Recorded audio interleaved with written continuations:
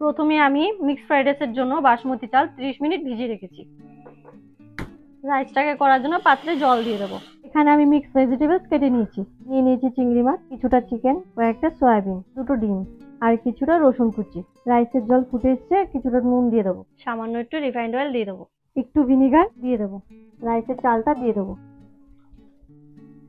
এই ফাঁকে চিকেনটাকে ম্যারিনেট করে নেবো। অল্প একটু নুন, অল্প একটু গোলমরিচ, সামান্য একটু সয়া সস, ভালো করে ম্যারিনেট করে নেবো।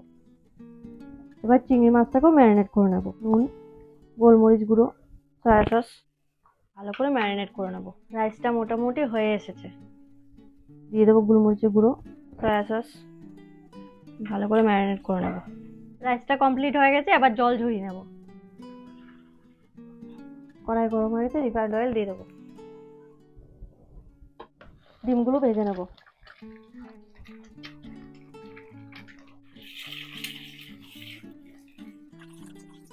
সামান্য একটু নুন দিয়ে দেবো, সামান্য গোলমরিচের গুঁড়ো। ডিমটা ভাজা হয়ে গেছে, নামিয়ে নেবো। ডিম ভাজা হয়ে গেছে, কড়াই আর একটু অয়েল দিয়ে দেবো। ম্যারিনেট করে চিকেনটাকে ভেজে নেবো। কিছুটা রসুন কুচি দিয়ে দেবো। চিকেন ভাজা কমপ্লিট, নামিয়ে নেবো।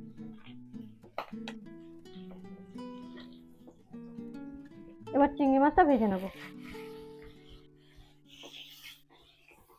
কিছুটা রসুন কুচি দিয়ে দেবো। চিংড়ি মাছটা ভাজা হয়ে গেছে, তুলে নেবো। সয়াবিনটা ভেজে নেবো। সয়াবিনটা ভাজা হয়ে গেছে, নামিয়ে নেবো।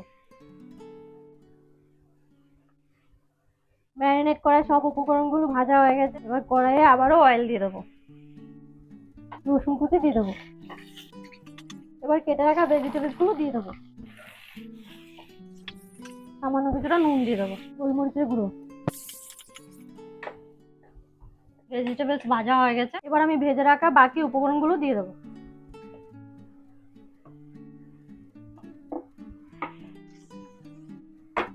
জল ঝরিয়ে রাখা রাইস দিয়ে দেবো। সামান্য একটু গোলমরিচের গুঁড়ো, একটু ভিনেগার, সয়া সস,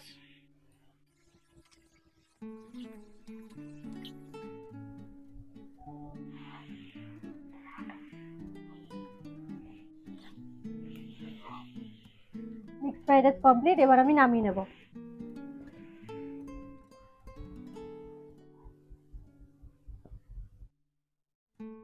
বন্ধুরা, মিক্স ফ্রাইড রাইসের রেসিপিটি আপনাদের কেমন লাগলো অবশ্যই কমেন্ট বক্সে জানাবেন।